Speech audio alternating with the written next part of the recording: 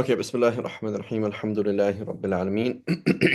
Salatu wassalam ala Sayyid al-Anbiya wal Mursaleen. Allahumma allimna ma yanfa'una wanfa'na bima tu'allimuna wa zidna bi fadlika 'ilman wa ta'liman innaka ala kulli shay'in qadir. So it says agriculture and fruit. So it says the minimum amount for agriculture and fruit. And when we say fruit, we specifically and only mean grapes and dates. Okay, we don't mean anything else. So apples, any other vegetables. We mean specifically main staple, wheat, rice, etc., and specifically grapes and dates, no other fruits. Okay, so other fruits. How do you pay zakat on other fruits? Well, you have an apple orchard in Hereford in England, where I'm from, and you sell apples and you make money. Then you save money, and then when you save money, you pay zakat, right?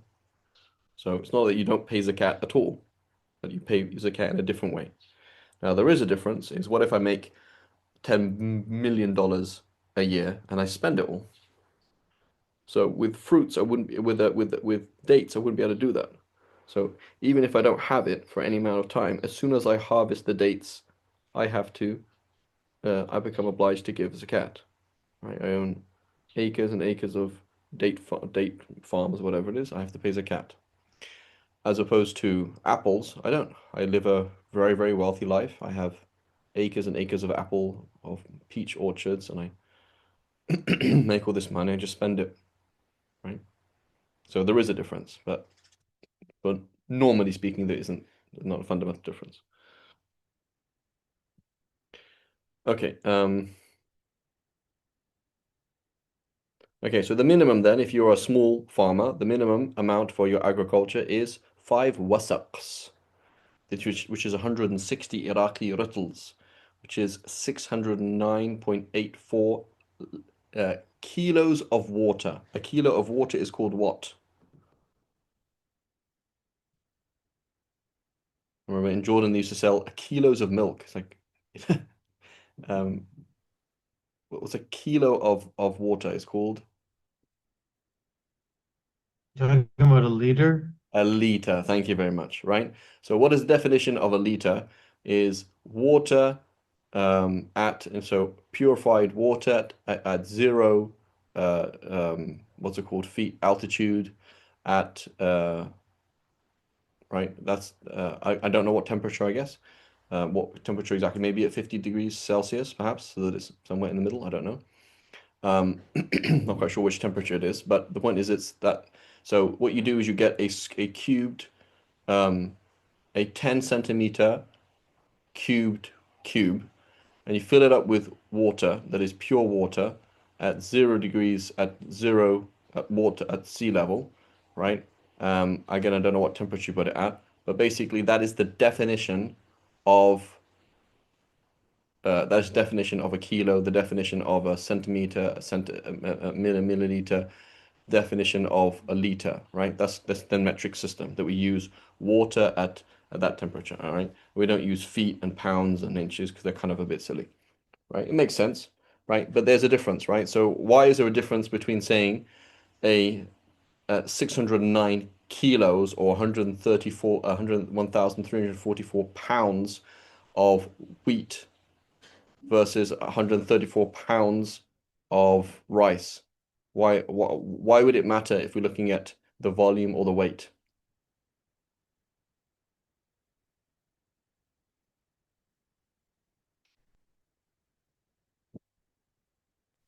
Because of how water can affect it. The density. So Yeah. if rice and wheat have the same density, that's fine, right? But if they don't have the same density, which is the case, then you have a huge problem, right? So it's not correct. So this is a rittle is a volume. Wasaq is a volume, right? This is a weight. We're not talking about the same thing, right? Um, so anything additional is a calculated this. So you have a bare minimum, which is that amount, right? Like about just over half a metric ton, half a metric ton of wheat. If it's more than that, you pay zakat. Otherwise, you don't pay zakat because you're not considered a real farmer, right? It's a zakat of 10%, right? 1/10 is owed if the crop was irrigated through rain and for flooding. So did you put effort into this thing or no? The answer is no. It's just I live in a rainy place and there's rivers, etc. So that's it. There's no, I don't have to irrigate. I don't pay for anything. Okay, you have to give 10% of the produce to the poor. If that's twice a year, it's twice a year, right? So if you harvest twice a year, then it's twice a year, depending on the crops. If it was irrigated by buckets or conveying water from one place to another, then it is 20%, one twentieth, right? So, but it's still it's quite more. It's still more than savings, right? Right. So the point is basically the poor should have access. There should be enough people around giving 1/10 or 1/20th of their crops away that the poor should not be hungry. Right? I mentioned to many of you before, my brother, he's a mathematician, and there was this Islamic finance organization he did this article for. He did some kind of maths and number crunching, and he said basically if Muslims gave zakat, there wouldn't be any poor people on the face of the earth. Just Muslims. Like forget, let all the kuffar do whatever they want with their money. Just get Muslims to pay zakat. There wouldn't be poverty in the world, right? So we always like to put the blame on somebody else. The problem is this, right? ظهر الفساد في البر والبحر بما كسبت أيدي الناس. Right? Corruption has appeared on both land and sea because of the evil that man has earned.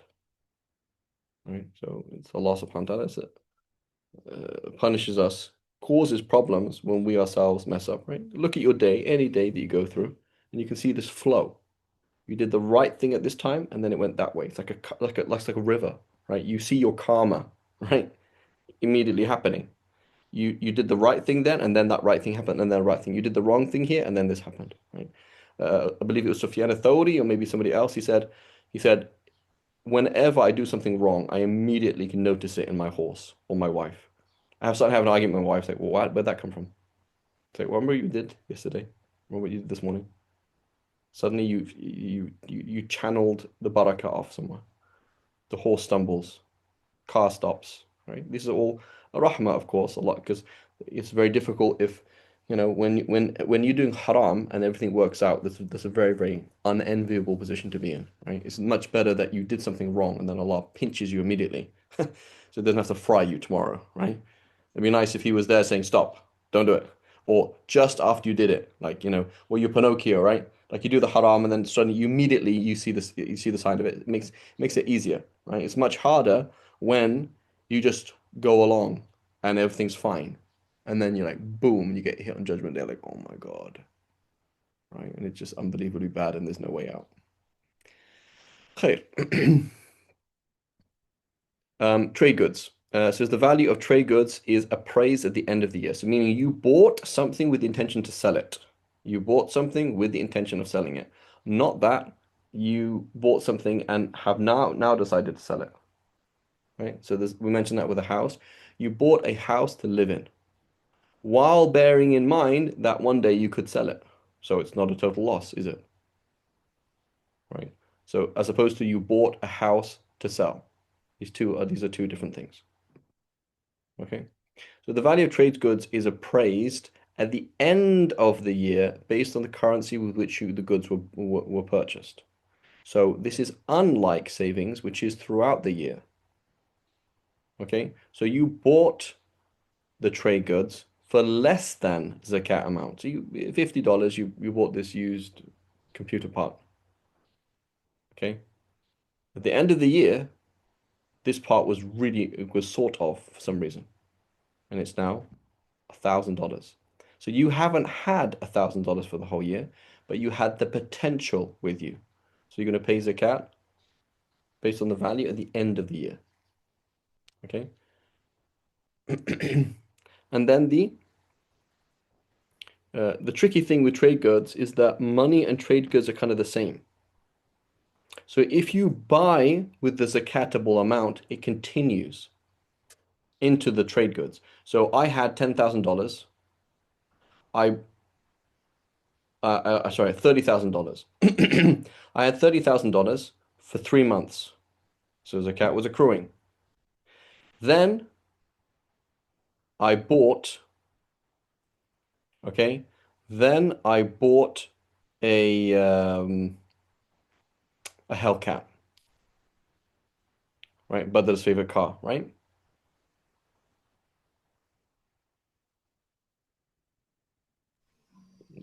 No. No, not anyway. So I bought this Hellcat and used Hellcat, and I got it for super cheap, but its actual value was 70K. Okay, so now 6 months later, I was waiting, waiting, waiting, waiting. It's like, okay, I'm gonna sell it. Okay, so now its value. So what's happening is the 30K already had the time ticking on it because it was above the Zakat minimum. So I shifted it into trade goods, and now I'm looking at the value of it. And then I sell it after 3 months. So now this 30K has been with me for 9 months. So the zakat was accruing the whole time on it. Okay. And then it shifted into 70K. And then it got changed back into cash. Okay. So do you say, oh, I didn't have $30,000? Like, look at my cash. I didn't have it. No, because you changed cash to trade goods to trade goods to cash. You have to pay zakat on that. Okay. It's a bit more complex than that, and we'll talk about it another time. But the general idea is cash changing that's not it doesn't stop. As opposed to cash changing into a house that I'm going to live in without the intention of selling. And then 6 months later, I sold it for 1.2 times the price that I bought it for. So now I have I have like almost $1 million in cash. And then I bought two apartments. I'm gonna live in it. My brother's gonna live in the other one. Okay, he's gonna rent it out. So he's renting that out from me. So now I'm accruing rent, and I actually have two apartments. So then I sold mine. So I never bought with the intention of selling. So in which case it stops. The clock starts again. As opposed to somebody who's in trade, like if you have a shop, your stock and your capital is kind of one. It doesn't it doesn't stop. When the capital turns into stock and the stock turns into capital, it doesn't it's a bit more complex than that, but it doesn't stop in general. Right?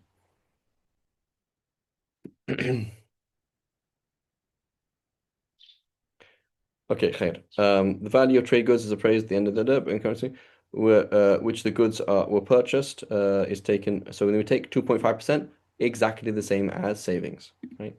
It's taken from gold and silver or immediately after separating. So when you do when you what's the word? Mine? When you mine, right? When you mine gold and silver is the same thing, right? For mining, it's the same thing. And you do that, but you do it immediately. So there's a difference. Mining, as soon as you mine, you're taking gold and silver out, right? By mining, you're paying that amount. And then zakat of 20%, 1/5, huge, is taken from gold and silver treasure, right? So the Muslims conquer Egypt, and then there's somebody finds, uh, you know, treasure from time of Pharaoh or whatever. There we go. Give 120, 1/5, huge chunk because you didn't do anything, right? You just found a big thing of gold, right? So it's very different. Now this is in the condition that it's not somebody else's, right? So you found it on my land, it's mine. You found it on Muslim territory or something else, but it's going to be like new land. Like you turned up on a place that's not owned by anybody. Here's an island that's not owned by anybody, right? And then you find this gold, right? And it's not like, for example, oh, I found this in Sicily. Well, Sicily was what kind of Muslim what country before?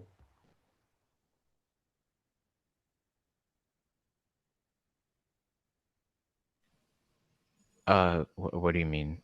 Part of Sicily the Roman Empire, right? part of the Roman Empire, yeah. The Roman Empire falls apart, and you get Holy Roman Empire, da da da da. And then the Muslims come along. What do they do with Oh, Sicily? Moors. Exactly, right? So it was, I think, 200 years, right? Suhnun, Imam Malik's one of Imam Malik's great students. He was there. I think he's buried there. I think he died conquering Sicily, right? So Sicily, Siqilia, right? You have al-Mukhtasar as-Saqili, right? So and so as-Saqili. That name comes up quite a lot, right? Particularly Malikis, right? They're going to be Sicilians, right? Um, and so so you found gold in Sicily or in Spain. It's like, no, that's Muslim. That's land that belonged to us, a Muslim. I mean, yeah, it's going to be very, very hard to find out who it belongs to, but in principle, it does actually belong to somebody.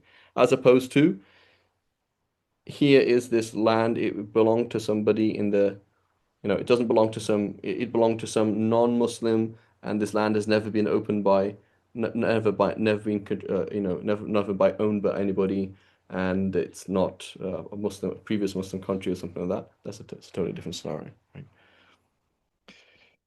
Okay, okay, that's called lost and found, right? Okay. Side point, forgive my side points. Mm, Forget Hellcat, doesn't have a nice name, right? Another equivalent of a Hellcat? Like a similar kind of price range. Sheikh, I think this is not the audience. I can't speak for Badr, but I don't think he or I are in a cars. Maybe Mohammed Hashir or someone else. Yeah, he's I in I Kenya. like cars, but just not a completely different kind than that. Okay. So, okay, Muhammad Hashid, and you're coming from Kenya, and I know in Kenya you're going to have some people who are ridiculously wealthy. So you can imagine you go to a masjid, right? And somebody turns up in what kind of car, right? Particularly in Kenya where there's huge disparity between the poor and the wealthy, right? Yeah, yes. So what kind of car might they turn up in? Uh, uh, uh, Do they have Porsche? it's not like the kind.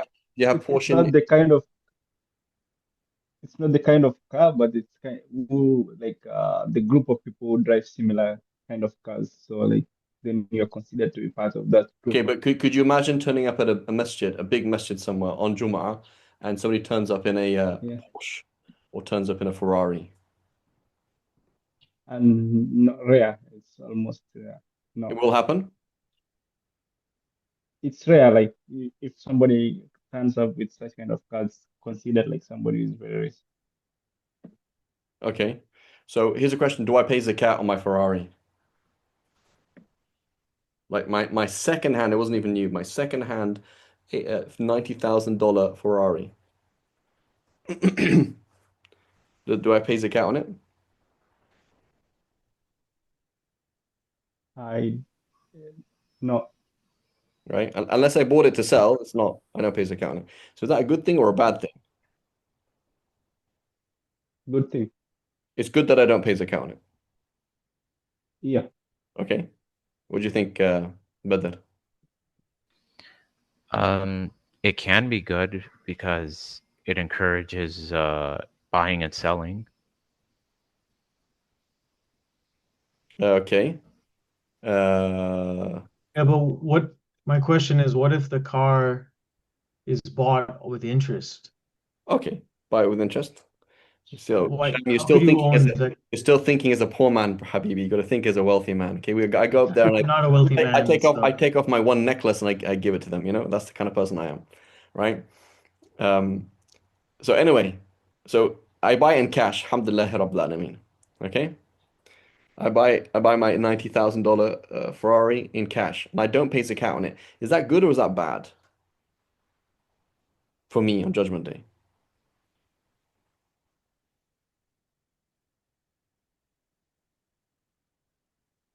On a personal level, if you bought it for the sake of uh, not paying zakat, it can be bad. But Yeah, it from could an be bad, right? economic perspective, Okay, so imagine it's this, for example. Imagine you have a child who's disabled and it's actually costs you a lot of time and a lot of money. Is that good or bad? Good. On Judgment Day. It's good, right? So I had this means to get rid of lots of bad deeds. Like alhamdulillah, there's things you did here and there, but alhamdulillah, Rabbil Alameen, had this difficulty in my life. My child had this problem, this problem. I'm always taking time off work or trying to drive here, there, waking up at night to do the special medication, carrying them to the bathroom, even though they're in the late teens, early 20s, is very hard. Right? So when Allah subhanahu wa ta'ala taxes you, it's actually quite a good thing, right? So having a Ferrari that you don't pay zakat on is actually not a very good thing, you know? It's not a very good thing. So it's kind of, I'm not saying it's built like that, but but it's when you have something that you pay zakat, like, you had the crops and you paid zakat on it. Zakat is purity, purifying these crops. It's good, right? It's a good thing, right?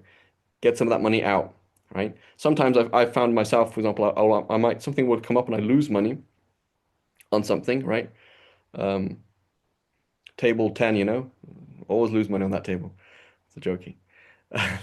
You lose money on something, and it's because Allah subhanahu wa ta'ala, you did something wrong. Allah subhanahu wa ta'ala wants to purify, like there's something off. So Allah wants to purify something. So either you give sadaqah, you give you give zakat, or Allah subhanahu wa ta'ala will purify things in other ways, right? Cut things off because you're not running as fast as you're supposed to run. You're not doing your job. So Allah subhanahu wa ta'ala. So it's good that you pay zakat on things. It's something healthy. It's not good when there's no zakat on things. So it's not a good thing. The other question then is, I go to the masjid, and we know the Prophet sallallahu alaihi wasallam, he said, that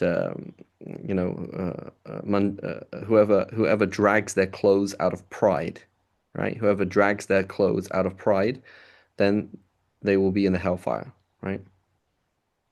So one thing we notice, you go to the masjid, and what do people do with their trousers? They curl it up. Hmm. And then he drives off in his Camaro. Where's the inconsistency there? So you went to the masjid, and you said the Prophet ﷺ said, whoever drags his clothes out of pride, right? And you're like, I don't want to be that person, so I'm rolling my trousers up, right? Even though I didn't even wear them out of pride, right? I wasn't wearing trousers out of pride to begin with. I was just wearing long trousers. I mean, they're just trousers that usually go over your ankle anyway, right? So I wasn't wearing my trousers out of pride. But when I go to the masjid, I particularly make a point of religiously rolling my trousers up, but then I drive off in my Camaro, and I'm spending like, I don't know, $1,000 a month or more on fuel, right? And you can hear it rev, and the red lights, everybody looks at me, and you feel different, right? Like you can't sit in a Camaro and feel the same way, right? You don't feel the same way, right? I don't feel different when I drive my Camaro. No, I'm joking, guys. I don't have a Camaro, but you know, when you if you have a car like that, right? You have a you know, you have a certain car, you just feel different. Like you're noticeably better off than everybody around you, and you feel a different way. It has a different thing. The way it accelerates, the way everything. So what is off there?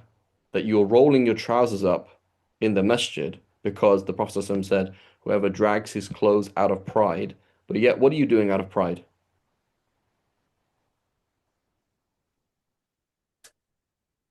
Showing up in a fancy car. Exactly, right? So, Habibi, sell the car and come to and welcome Allah's rahmah, right?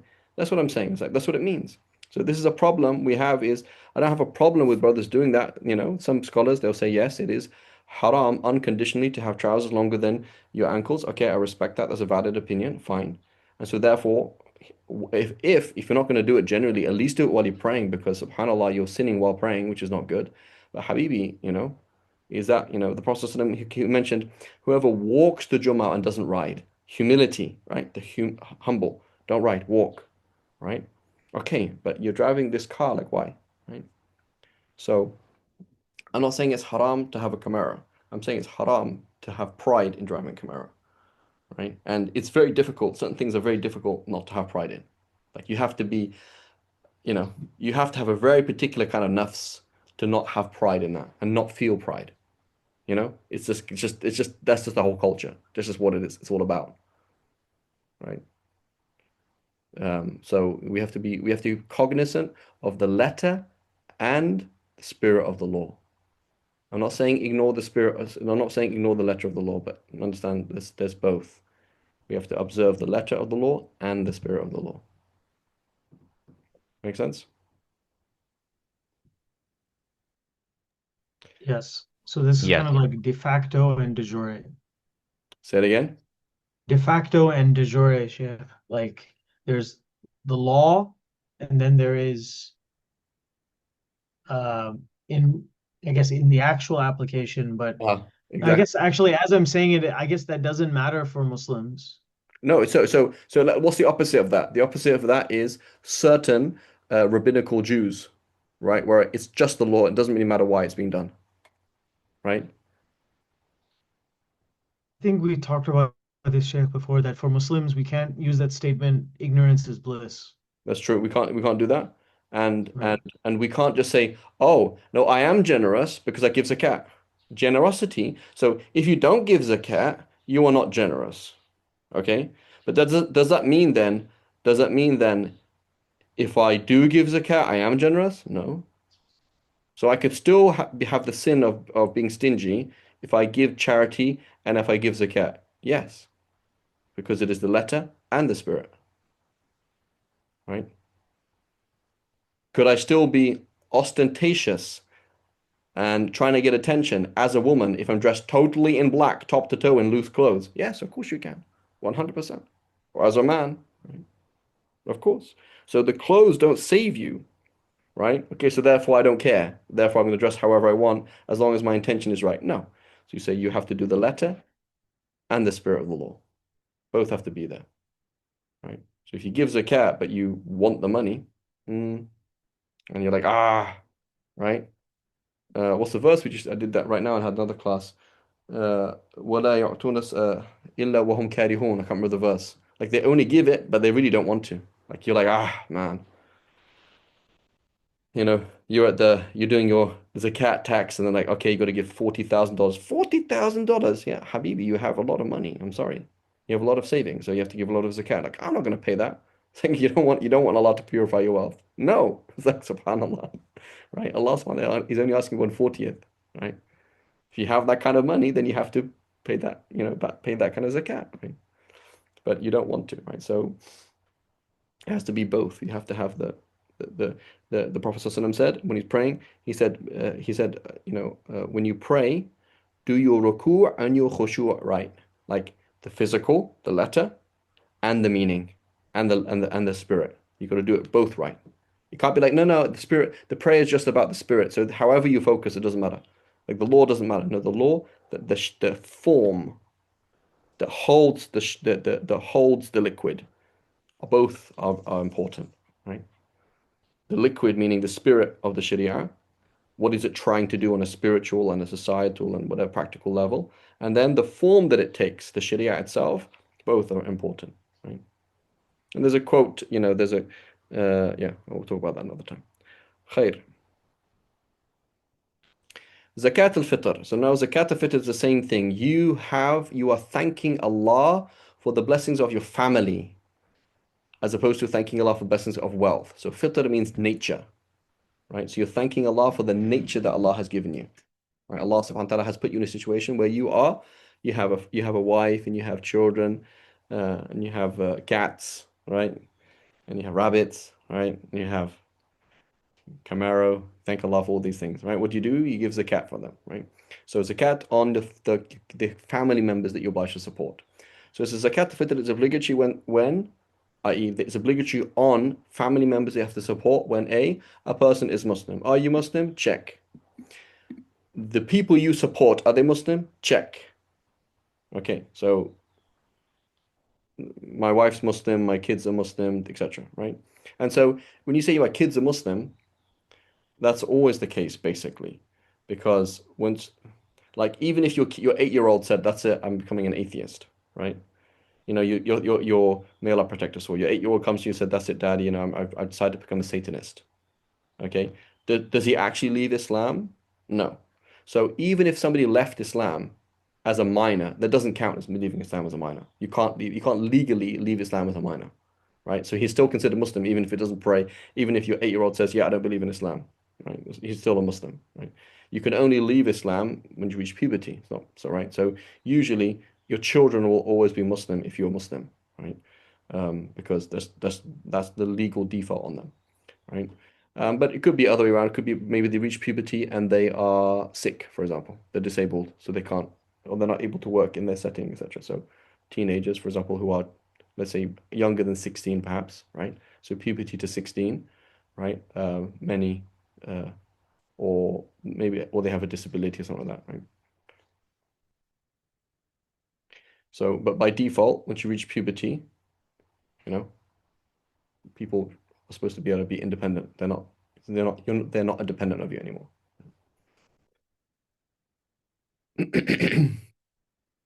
The sun has set on the last day of Ramadan. Okay, so it's now the sun has set. Is this person alive? Yes. So they're alive for one moment of Ramadan. The sun sets and they're alive for one moment of Eid. Okay, great.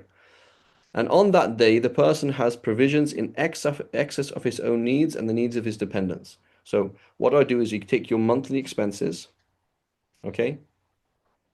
Take your monthly expenses and divide it by 30. Okay, do you have enough money for that day? That's what we're talking about, right? Now, it's not that simple because not all days of the month are the same. Today is Eid. And you have bread and water. Is it normal to eat bread and water on Eid?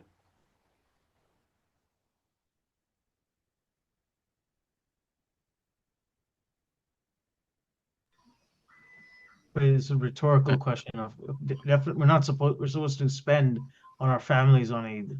Okay, but so is it normal that the average Muslim in the world who is not living on the street, okay, someone living on the street, may Allah protect us all, but the average person who is not living on the street, and did they eat bread and water, like rice and water? No. No. So it's normal No. to have something, right? So in the US, you might be like, yeah, it's normal to spend an extra 100, 200, $300 on Eid. It's right, and depending where you are. Somewhere else would be like, yeah, an extra $5, an extra $10. Like you usually buy something, right? So we're gonna say wherever you are, whatever is normal, what's a normal thing on Eid for to provide normal things for these kind of people, right? So when we talk about poverty, we don't mean like the poverty line, right? Even like a zakat, someone who's zakat eligible is not like on the poverty line. Poverty line is way below that we're talking about. We're talking about they don't have the basic needs, right? Like somebody who's in debt is not on the poverty line. They're not actually dying, but yeah, they don't have the need. Like they can't pay. They are in minus, right? They can't pay for the things that they need. Somebody who somebody who is like they don't have a fridge or something like that. It's like, man, you don't have a fridge? Like how do you function? It's pretty hard. They don't have a car. They're like, oh yeah, I still don't have a car. Saving up in 2 months I'm gonna get a car. They're like, well, so that person is considered poor. They're considered zakat eligible, right? You don't have a car. You don't have somewhere to stay. You can't afford rent. Yeah, I'm just staying at my brother's house till you know, that you're considered poor, even though you're not on the poverty line, right? Or you can't get married according to some people, right? Oh, I can't get married, right? Don't have the means to get married. Well, yeah, you don't have basic things that people need, right? So we're talking about basic. We don't mean poverty line. It's above that. So basically, the needs of the month divided by 30 plus extra expenses for that kind of day. We're not talking about really toys though, right? So you spent like $1,000 on toys. That's not really something, that's kind of different. What we're talking about is normal things that you provide for your family. So you have electricity, yes, you have water, yeah. What normal food, right? That's the kind of like what kind of extra kind of food might you have on that day, right? That's what we're talking about. Go ahead, Bedr.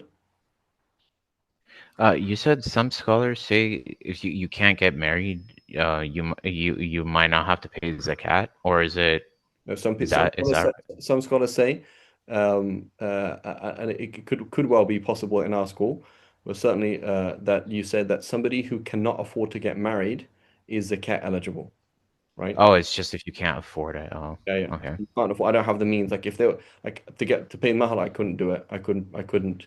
Like I have a salary that allows me to rent a room. It doesn't allow me to rent an apartment. Okay, so you couldn't.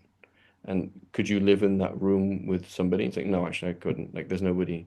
That's not a thing that could ever happen. There's nobody around that would ever like live in this room with me, in this. So okay, then you can't afford to get married then, right? Which is the case for many people, right? Right? Okay, so many people in the world say, yeah, that's not even on the radar yet, right? For many young people graduate, you just graduated from University of Cairo or something like that, or whatever. It's like, yeah, that's not on the radar for a long time, right? Being that kind of level of stability is just really not there at all. So what I'm trying to say is many people are zakat eligible, right? Many more people than you would imagine. Okay, so anyway, so do you have these things? And what about debts? So here there's a debate. When you say debts, do you mean debts that are currently due or debts that are not due yet? Right? Like your payments on your halal mortgage, for example. Right? You're paying off, your friend sold you a car in installments, right? You're going to pay it over a year, right? Then payments on something. So that payment is not due until next month. So do you say, oh, I owe $500,000 on my house? Or do you say it's not currently due, right? Or for example, you bought something and you're gonna, yeah, we mentioned that installments, right? Um, so importantly though, any debt that is a debt, that is a loan, is currently due, right? So if I said, for example, right now, I say, so and so, hey, can you, Muhammad Hashid, lend me $10? It's like, sure. I'll pay you back in 2 days, sure. When you say I'll pay you back in 2 days, it actually means nothing in the Shafi fiqh. So a debt that is created from borrowing is always currently due. It's always what we call hal, right? So if somebody borrowed $1 million from his friend and he said, I'll pay you back in 2 years, it means it's currently due. His friend in a Sharia court could say, I want to have it now. So it is currently due. As opposed to a debt that is created from a sale. When I say, for example, I'm going to buy this house off you for $1 million and I'll pay it in 5 installments over the next 30 years, right? Every whatever 6 years, I'm gonna give you this installment. So that is not due, right? So the debate here is not something. So just have that in mind. Many people in their mind are, oh, I don't have to pay that debt yet. They're not asking for it yet, right? Or it's going to be due in a bit. It's like, yeah, but any debt, any loan that is just a loan is currently due. But a debt that is created from a sale, is going to be specific to when is it going to be paid, right? And whenever you buy something to be paid later on, you have to stipulate when. So, okay, when are you going to pay it? Okay, by this date. Okay, you can't just say in the future, right? But with a loan, you don't have to do that. Say, lend me some money, sure. When do you pay it? Whenever. So whenever means I can pay it back whenever I want, and you can demand it whenever you want. And even if we did stipulate a time, and I say, hey, bro, we said 2 years. Why are you asking for it now? That's not binding. If you say pay me back within 2 years, you can claim it immediately. Right? This is actually a position of the majority of scholars, by the way, not just the Shafi'is. The Malikis, they say no, you have to keep to that. You have to keep to that. Say, hey, I'll pay you back within 2 years. You cannot ask it back before 2 years. Whereas the majority of scholars, they say, yeah, that's not binding. That's not the nature of a loan. The nature of a loan is that it is kind of, you can loan it to them, you can ask it back whenever you want. Okay, so anyway, so now you have debts. So do you have debts? Yes. Do you have enough liquid assets? Do you have enough cash to pay it back? Yes. Okay. Do you have enough money for today? Yes. Okay, how many kids do you have? 3. Okay, you have your wife, your kids. They're alive in the last day of Ramadan. Yep, alhamdulillah rabbil alameen. My third son was born just before Eid. Okay. And he was still alive at Maghrib. Yep. Okay. Alhamdulillah rabbil alameen. So now you're going to pay zakat for yourself because you're obliged to support yourself and your wife and your kids. Okay, what about my parents? Oh yeah, my dad actually, he's not he he's able to work, but he stopped working 2 years ago and he doesn't have any savings. He spent them all. He gave them all in charity. So I'm also supporting him. Oh, and so then does he have kids? Yeah, my brother. So your dad has to support your brother because he's young. So yeah. So now you have to support your dad. Because you have to support your dad, you now have to support everybody that your dad has to support. So his wife and your half brother, who is 20 years younger than you, or whatever it is. Right? And importantly as well, part of the nafaqah, when you say you have to support your dad, is you also have to get him married. So your dad's not married, and he doesn't have the means to get married. So now, if you're obliged to support your dad, you're obliged to support the people that your dad has to support, and you also have to get your dad married if he needs to get married. So your dad's not married, for example. Part of the obligation towards supporting him is that you provide him with the money to get married, right? Isn't it interesting? It's the opposite in many cultures, right? So Muhammad Hashir, right? Your dad, the way I'm sure he looks at things is like, man, I got to get my son to finish his, master's and PhD, and and get married, right? Like you, as a parent, you feel an obligation towards your kids, like I have to get them on their feet, right? I have to get them married, right? Is that correct, Muhammad Hashir? Badr, Yes. right? That's like, so they might not be able to do that, but that's how they feel, right? And it'd be very, very odd if there was a guy, right? If there was a guy who, like, who was like, he's 60 and his son is like 20. And then he's like telling his son, hey, you need to make more money because I need to get married. Everyone would find that really weird. They'd be like, bro, that doesn't make any sense. Like, you need to get him married, get your son married. Like, you need to get back to work so you get your son married. In fact, the onus is so great that what people do is to take interest loans, right? Right? Nafrah feek, like I gotta see you established, right? So they have this thing like I have to get my kids a house, I have to make sure I pay for their education, even if it's in a haram way. I have to get them married, even if it's in a haram way. Because that's like I have to, right? So the shaitan has turned things over 120%. They feel like this obligation, so they end up doing the haram, and there's no obligation whatsoever. The obligation is on their son, not them, right? Now, do you have to get your mother married?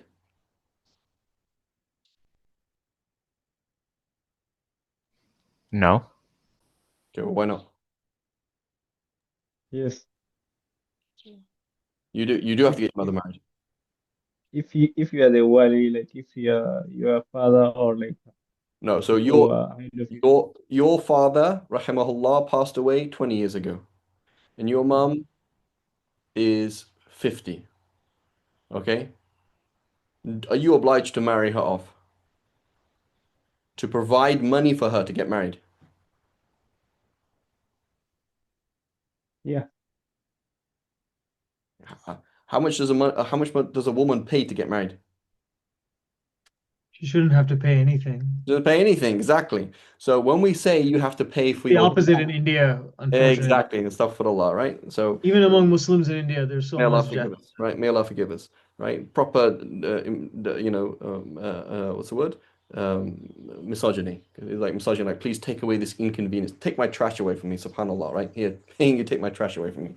May Allah forgive us, right? As opposed to she's something very precious, so you have to, you know. And then also you have to pay us. You're not paying us, you're paying her, right? So the gift is for her, it's not paying us. So with your mother, yes, it's not saying you don't have to get your mother married. The issue is there's nothing to pay for your mother to get married. Your mother is not going to incur costs of mahar or financial obligations towards her husband, right? So we're not saying men have to get married off and women don't. What we're trying to say is that for your father, he's 60 and he wants to get married and he can't afford to get married. So then you have to provide for him to get married if you have the means, right? It's your obligation. So he's also now, so now he got married, and now his wife. So now you're going to pay zakat for you, your wife, your kids, your dad, his wife, who could be your mum, could not be your mum, and his kids, right? Etc. So now, how would you have to pay zakat for your brother in his capacity as being a dependent of your dependent? So your brother is disabled, not able to work, and your dad has to support him, and you have to support your dad, so therefore you're going to support your brother. Otherwise, there's no such thing as supporting your brother in Shafi fiqh, right? That doesn't exist. So in the Shafi school and the Maliki school, you're not obliged to support your siblings. What about my sister? I'm not obliged to support my sister. She's reached puberty, she can get married. Khalas, that's it. I'm not obliged to support her. If you want to give charity, that's great. Alhamdulillah, Rabbil Alameen, right? That's the best people to give charity is your family. That's great. But that's called charity. That's not called nafaqah, right? And therefore, you'll not pay zakat for these people. So, do I pay zakat al-fitr for my young brother who's living with me? No. Um, do I pay zakat? For example, Muhammad Hashir, right? Are you working right now, Muhammad Hashir? Or are you just studying? I'm studying, but also working as On the like side, right? So, somehow but are working you in able to support yourself financially, independently? yes. Alhamdulillah Rabbil Alameen. Okay, that's great. But let's say, for example, somebody other than you, somebody other than Muhammad Hashir, for example, they're doing their masters, they are their PhD. He's in his mid late 20s, right? Late 20s, early 30s, and yet his dad is supporting him because his dad says, "Khalid, bro, just finish your doctorate, and then we can work out things afterwards." So the dad is giving sadaqah to the child, right? The person is able to work. You can work, right?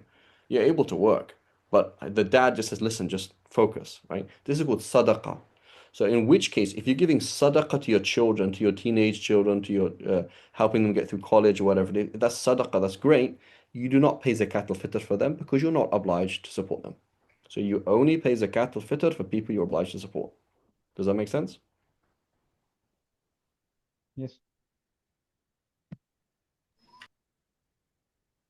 Okay.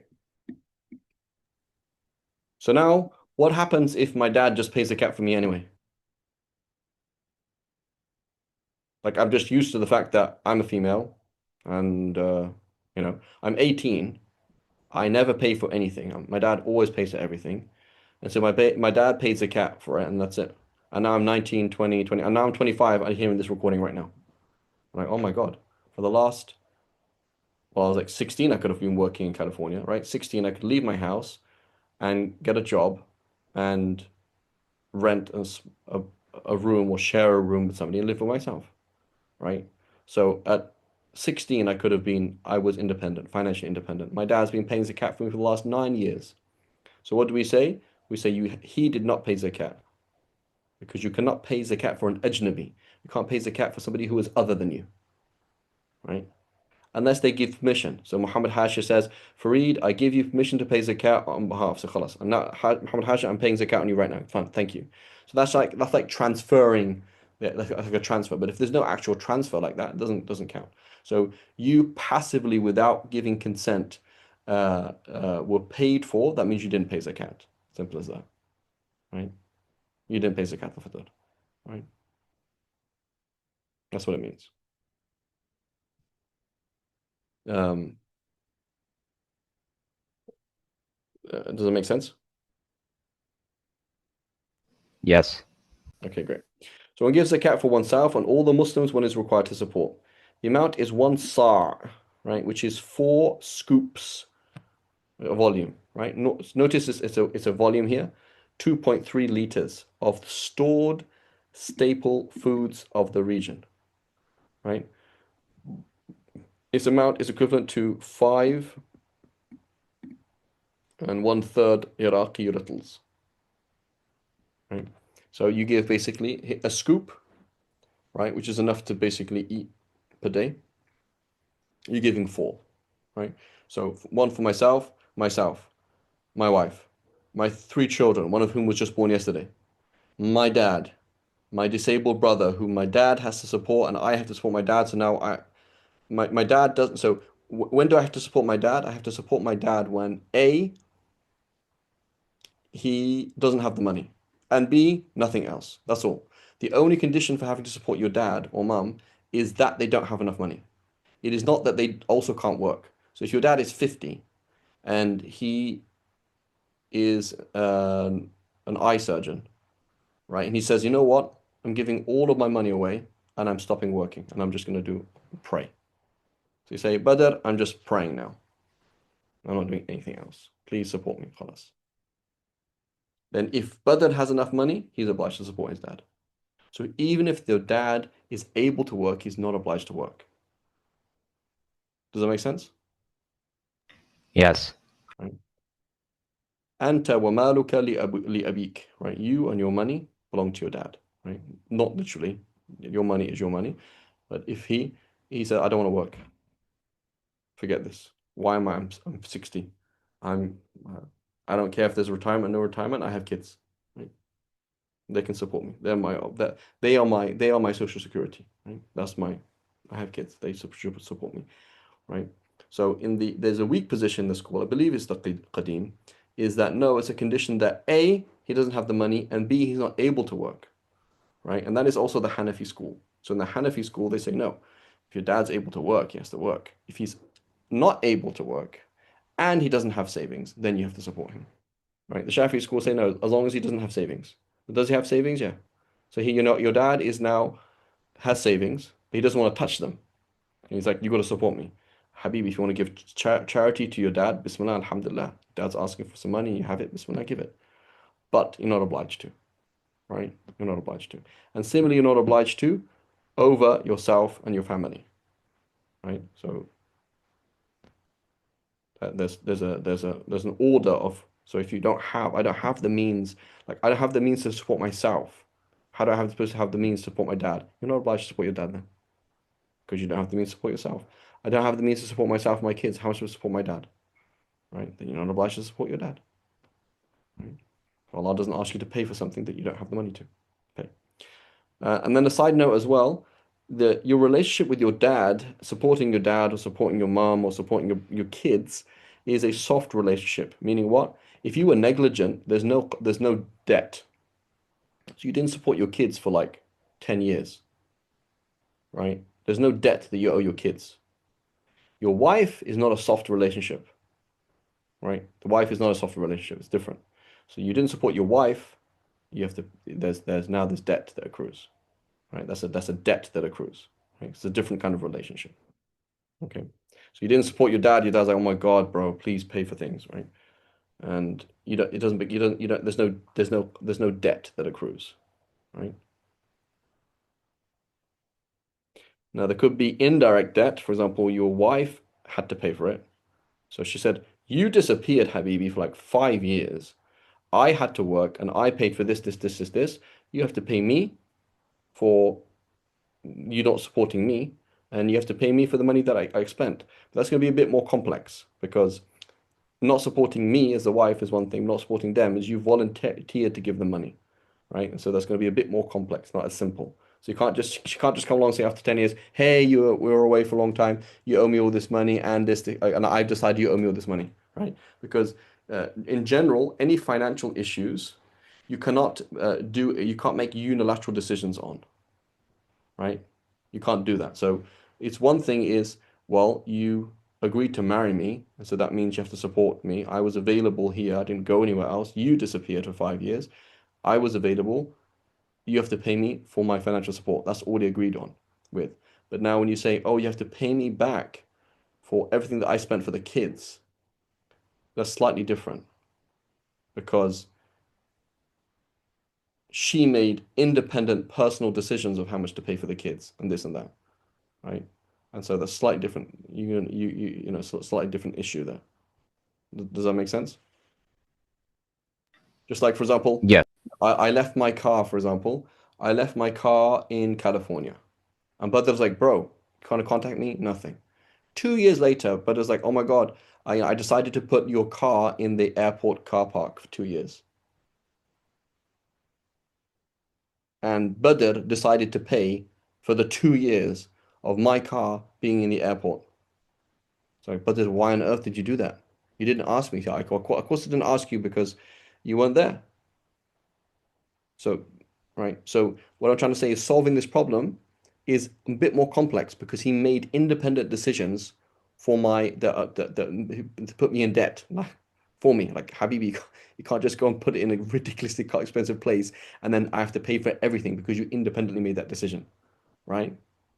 I left my kids with Badr, and so then he said, yeah, I enrolled them in this private school. It cost $3,000 each per kid, and then every single week I bought them shoes. You got to give me all this like thousands of dollars. I said, Habibi, I didn't tell you to do that, did I?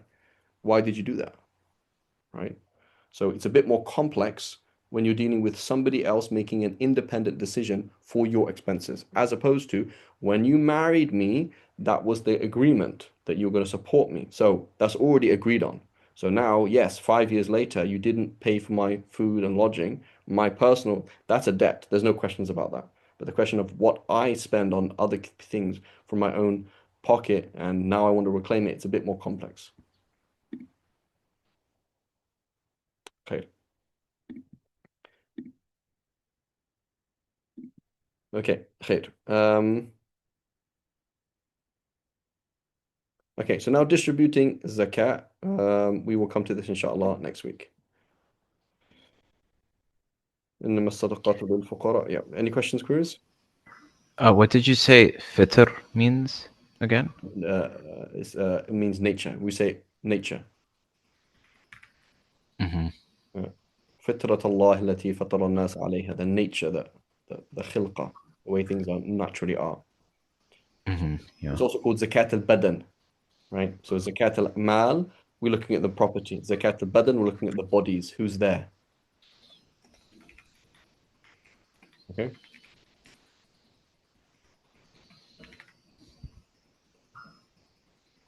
Okay, inshallah, we'll stop here. وصلى الله على سيدنا محمد. So one question for next week. What does and mean? And what does some mean?